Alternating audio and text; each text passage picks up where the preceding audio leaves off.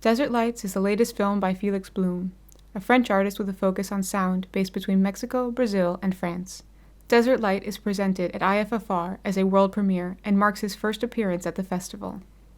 May Adadol Ngawanji is Professor of Cinematic Arts at the University of Westminster, where she co-directs the Center for Research and Education in Arts and Media. Felix, thank you and congratulations on your wonderful new work, Luces del Desierto. It was a real privilege to get to see it. Maybe I'll start by asking you, how did this project come about? Well, many thanks for assisting and for seeing the film. This project, the Desert Light, actually start from this idea. It started, I think, from my previous film, Kurupira, Creature of the Wood. And this specific moment of the film where the darkness of the night, of the darkness of the screen becomes the darkness of the night, because you have a few lightning, you have a few thunders that you can listen, as you can see, and suddenly this dark became something else. So with this idea of making a film in the dark or in the darkness, and to play with the dark of the screens, this idea that when the screen is dark, then it became more focusing about the sound and the sound piece. It became maybe more sound piece than a film. So basically, I had this in mind to play with the dark, and I had this idea to go to this place, to the desert in the north of Mexico, a few hours north of Mexico City, in the desert of San Luis Potosi. And actually, I didn't have that much in mind before. Just I didn't know that much about the place. I went there like 10 years ago, but very quickly, so I didn't know that much about the place. But I was, I don't know why I wanted to go back there. And I didn't know about local stories or local myths before I went there. I had in mind another story about the myth, which is called La Llorona in Mexico, but in South America too. They used to have this figure of, it's like something maybe more close to my previous film, to the Curupira, which was like a sound that you could listen, which is kind of a woman crying. But I didn't know about anything else, and actually this story didn't appear there when I met the people. So some of them told me about this, but most of them not. And basically, I went there and I started talking with people, and people start talking about lights, and almost everybody had seen some lights in the area. So that all the film started, actually just being there, recordings with my microphones and recording stories in this part of the desert. Well, I was going to ask you about your process, because I think it's really interesting, the way that you work with elements of storytelling, with sound, and also with sort of ambient and images. And watching this work, it got me wondering, when you got to this area, how did you make a start? So you started with getting people's stories first? Yeah, well, I start actually for films or for other songs project or other project I've been doing. I'm trying not to know that much about the places, not to read that much about the places, to have just small information, and to get most of the information from the people living there, and from this moment of meeting with them, these encounters. And I start with my microphone. Actually, I just went there. I had my microphones, and I think it's enough to present myself, to give me a reason to be there. So what are you doing? I'm here to record sounds. And who are you? I'm a guy recording sounds. And I'm like, so of course it's weird, but it seems to be something that I'm doing seriously. And with the microphone, it's a possibility to record the place, to record the sounds of the place, but it's possible to listen to the people too. And I think it's mostly about this act of listening. And of course, I could listen to them without any equipment, but the microphone, the headphones, the recorder make it very clear. I'm here to record, I'm here to listen. And do you have something you want me to listen? It could be like a sound. It could be, you absolutely have to listen or to record this specific sound from the desert. But this could be like a story, or it could be something that, something else. And that's how it starts, actually. And when you record the sounds of the desert, so all those sounds were from this particular area, right? The sounds of the desert. Yeah, it was this particular area. It's a few different villages in this area of the desert.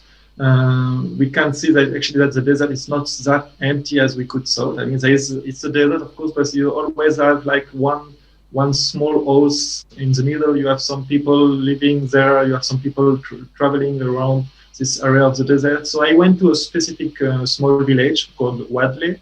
And then from this specific point, I've been, I mean, after, I think the first day, I listened to a music band playing for like a party. I went there, I started talking with the people told me about another small house, which was like haunted in the middle of the desert. I say, okay, let's go there. And so 2 days after I meet them, and we went to this part of the desert, and then we went to another city. And then, I mean, from one people, I go to another place. From one other place, I go to meet the neighbors, and then I go to another place, and that's all. How I've done. I've been going from one place to another, to one sound to another, and there is always this specific sounds that a lot of people talk about, but yeah, you could not record, or you didn't get to record, and this give a name, like some things to do, so like an objective that you could do, and as a way to meet new people too. For example, in this case, in specific things, there was of course the sound of the coyotes that we've been able to record, but there was the sound of the rattlesnake. Of course, the sound of the rattlesnake is very complicated to record. We didn't get it. But there was always going to a place, oh, we want to record sounds, and we were interested in the rattlesnake sound. Okay, where could we? And so we try with the people there. We've been trying to record it. I say we because in this specific case we were two people during the recording. I had a friend from France who was doing some sound recording too, and he asked me to join on one project. And say I had this idea to go to the desert, so we went, both of us. We go there, and so we went there, both of us with microphones, and we recorders and meeting people and recording, and yeah, being in this kind of quests actually. How long were you in the area for? Not that much. It was like a bit more than 3 weeks, 3.5 weeks in the area. Not that much. Maybe, I mean, that's how I planned it, but nothing was, I mean, I went there, I wanted to go there, but there was not an obligation to make a film. It could have been a sound piece, a radio piece. It could have been nothing, just a sound library. And I like it in a way to go to a place without having the necessity to do something. I'm just trying to be there to do what I do, generally to record sound. But the finality could become anything. And that's something that I really like. That came a bit with this previous film, because for the previous film I didn't make a film. I wanted to make a sound piece. But then at some point I put some image, and then it became more a film than a sound piece. So I like this way of working. Of course, it takes a lot of time because I'm mostly doing most of this process alone. Mostly in the post-production, it takes a lot of time. But it gives a lot of freedom, and there's a freedom to stay there for a few weeks, or to go back if necessary, or to stay there for 2 days and say, no, I don't want to be here, and I just go further, or I go somewhere else, or I just stop recording. That's a lot of freedom. Mm-hmm. And in a way, it's a bit the contrary from what I studied in a film school in Belgium. In my film school, they learned me, they teach me the contrary. Just before you take the camera, you have to think what you want to say. Mm-hmm. Before you start recording, you have to think what you want to share. And it takes me 10 years to make the contrary, and just to say, okay, I take the camera, I don't know what I want to say, but if I'm interested in recording this, maybe that's because there's something I'm interested in, and something I want to share. And I think it starts a lot from this idea of sharing something, and that's how it becomes this kind of films, essay, or sonic experiences. I mean, the sense of creating an ambient that you could physically be a part of, that comes through so strongly in this work and also in your previous work. So that actually the intensity of the discovery, because you don't quite know what sounds you're going to hear next, what image you're going to see next. I mean, that intensity and sometimes the sense of tension is incredible. I like to because there is always like to put like a format, like you have some voice talking something, then you have an image, but then I try to get out of this so the people, the audience can get a bit surprised, let's say. And so at the beginning, at the end, it's maybe a patchwork of a lot of stories of people talking about images, about sound, and then you as a spectator, you can make the link or not, or you can make the link between one story and one specific moment. But if you don't make the link, or if you make another link, that's fine too. And I like I think the big problem of the image is to show you things, and when you show, it's much more complicated to imagine, to have your own story, to have your own experience. So I with this trying to hide things in the dark, trying to not to show that much, I have the feeling that everything that you don't see, you can imagine it, and you can do it by yourself, and so you create by yourself your own experience. And it's probably very different from somebody else, and that's something I like with sound, with the work of sound, but with this work of playing with the dark too. That everybody has his own experience in a way. Yeah, I also wanted to ask you, because the intensity of the darkness, I think that it's really interesting. How do you learn to see when it's that dark? So what was it like being, making images when the darkness is it's expansive and it's extreme, right? It's extremely dark in some scenes. Yeah. Yeah, I wanted to. I'm not sure I'm not sure if it's also in Wales, but maybe it's a mistake. But somebody say when the screen is black, then to that you have a 360-degree image. And I have a bit this feeling too. When the screen is dark, then you're not only viewing one specific part. You're viewing all around, and you are inside the ambience. And so when I wanted to work with these small lights, of course I don't know that much about lights. I'm learning. I'm doing the image with a small photo camera. So I'm just trying to do my best, but doing a lot of false things or material which is not usable.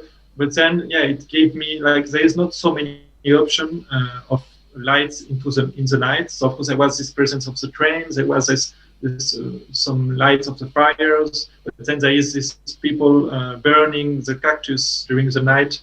Actually, they're burning the cactus because the cow can eat the cactus without getting some spine inside the mouth. So there is this, but that's something I like in a way. So I don't have so many options. Maybe almost all the options that I found of getting a light in the darkness. And it's a bit the same thing with the sound in the desert, because when you think in sound and desert, you think in silence. But of course, recording silence, silence is always something. So I like you don't have so many options of what are the sounds that you can record on the desert. And in the end, you can see that there is a lot of lights in the desert, and there is a lot of sounds too in the desert. Mm-hmm. Yeah, exactly. And with the fragments of stories that we get from, it sounds like there were quite a lot of storytellers who were telling things. But what really fascinates me about this work, and also your previous work, Kurupira, we get the sense that in the fragments of stories that there is a powerful presence that people are trying to convey to us. And it's a sort of, there's a gendering of that presence, right? There's always this sort of the sense that there's a powerful matriarchal spirit or something that people are just trying to hint at that's there, but what's that about? Well, it's first I was when I start talking with the people. First, I was most focusing in getting story about sound that they've been using and used to listen. But then I had the feeling that not everybody has listened to strange sounds. There was a lot of things, but it didn't make a lot of sense. But about the light, a lot of people had seen light. Actually, almost everybody has seen light. Then, of course, the explanation for it were sometimes very rational, sometimes very esoteric, sometimes it's more like a sign from something. But so the lights it's not one light, it's a lot of lights and a lot of possible explanation. I focus more about this idea that the light could become, that is somebody, that this somebody became the light. Actually, I take out the name because I give a name to this phenomena, which is witches. Actually, they call them witches. And so I take it out. So some people say, yeah, of course, they're talking about witches.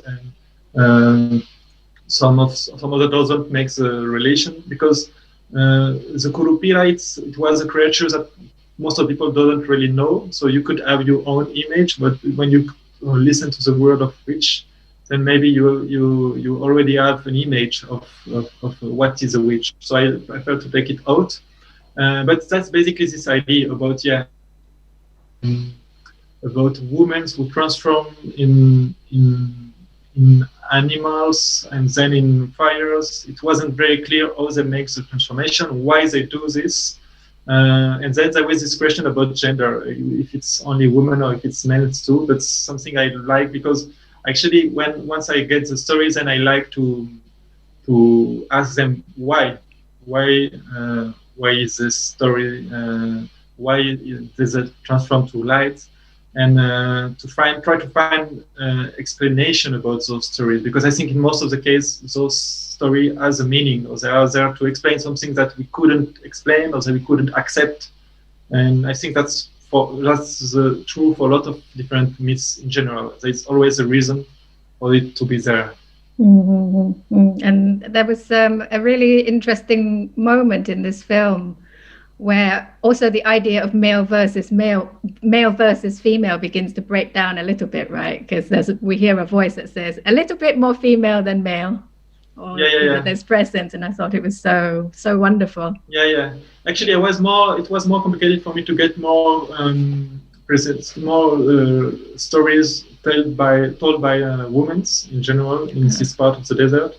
I think, but for the Kurupira, it was a bit the same too. I think because in Latin America, at least, I have the feeling that the woman is more in charge about the family, and the man is more in charge about the outside of the circle of the family. It's more towards the presentation, the representation. So if somebody else, if a stranger come and want to talk, then most of the time they will.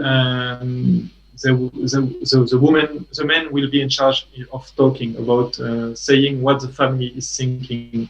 So I think that's why it was more complicated. But I get a few very nice stories by women too, and for me it was something I was thinking about it, but it was important to get both point of view, to get both stories. Mm-hmm. And also thinking about your broader practice, you don't just make films and sound and film work and sound works. You make site-specific installations. How have you shown these works? I mean, have you had an experience of showing these works to the people that you were, and in the area that you were making these films in? It's always an important part of the process. Not necessarily, I mean, it depends on the works, not necessarily to show them, but to come back, not to come to, because sometimes they have the feeling, people could have the feeling that you go there and then you take things and then you never show, you never come back, you never, I mean, they don't have an idea of what will happen. So for my previous film, and in general, I really like to get, I mean, because it's, of course, it's always a wonderful human experience with the people. It's meeting people, so I get in contact with them. I'm still in contact with a lot of people from a lot of past projects, and that's for me very important. So I for this specific case, I was supposed to go in December to show them, but with all this COVID crisis and COVID situation, it has been a bit complicated. But hopefully I will go at the end of February to show them the film. But I already, for all the people who was connected by WhatsApp or by email, I've already told them about it. Some of them, they've been able to see the trailer. And so for me, it's always very important. I mean, for my previous films, from the Kurupira, I went back there 3 times. Once to show them the film, once to be there once again. So it's always important for me to keep, and I keep recording. Actually, I keep getting some materials, and sometimes it becomes something else. It becomes a sound piece. But yeah, it's always very important for me.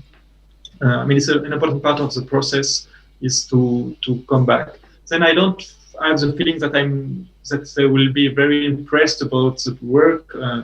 I don't. But I think it's important for them to see what I'm taking from their place, what other people will see, and that's sometimes become important for them to know that another people from another place, that country that don't even know the name, will see or will listen to their stories. So I think that's maybe more important as the film or the piece in itself. I mean, with this work and Kurupira, I'm very tempted to imagine a situation where I could curate them as an outdoor kind of film presentation of some kind in a landscape. Yeah. That if not exactly the place, then somewhere resonant with it. So I wonder if you have in mind a sort of imagination of your ideal screening situation for these works. Well, yeah, for the previous one, it has been shown a few times as installation too, and I like it too, because it really, I mean, it's possible to have it for a longer moment and just to go in and to go out and not to be necessarily in a theater. And about doing screening outside, actually this last summer, I've done a few screening outside of the Kurupira. And the sensation were very nice because you have much more. Actually, one of the screening was in a small forest in France, and you had really the sensation the forest was part of the place, and then you really have much more the sensation of this black of the screen, because it's the screen, but it's all the forest which is black, and you listen to the sound.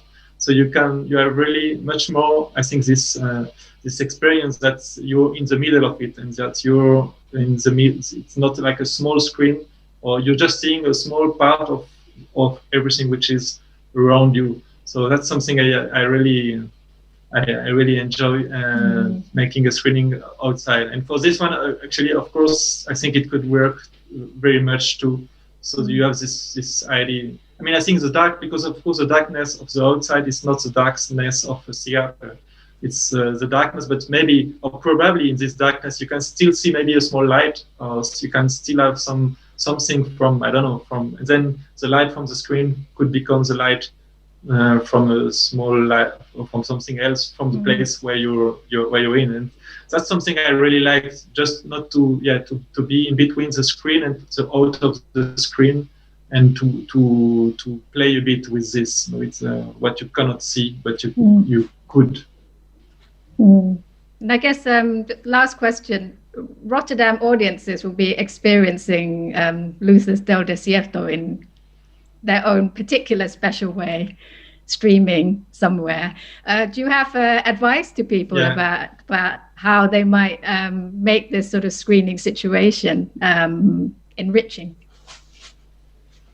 Yeah, well, of course, I think this film in particular, it's much, I think the experience is much more strong if you look it in the dark, and if this dark is as dark as possible in the theater. I think it can really give you the sensation that you're in the middle of the desert, or you're in the middle in this darkness, or in this night, and you just see a small part. So I think I've just been able to do this a few days ago, actually, during a screening test, and of course it gave another sensation. No? So I think it's, to be experiencing it in a theater, I think it's totally different, and give you another possibility of imagining and experiencing the film. And as there will be some online screening too, I think it's good to try to reproduce this darkness at home, or to be like in a, I think if you're into the darkness, then even if the screen is small, even if you're looking on a laptop or on a computer, maybe the darkness could go further than the screen, and so I think as dark as possible, as better the experience is probably. So maybe in Europe right now it will work as it's winter. Go outside. Hold your laptop outside. Yeah, see how it goes. Of course. Then that's the same thing too. As the experience is different for each one, I think you could be part of the experience and create it. Trying to look maybe in a park, maybe somewhere else.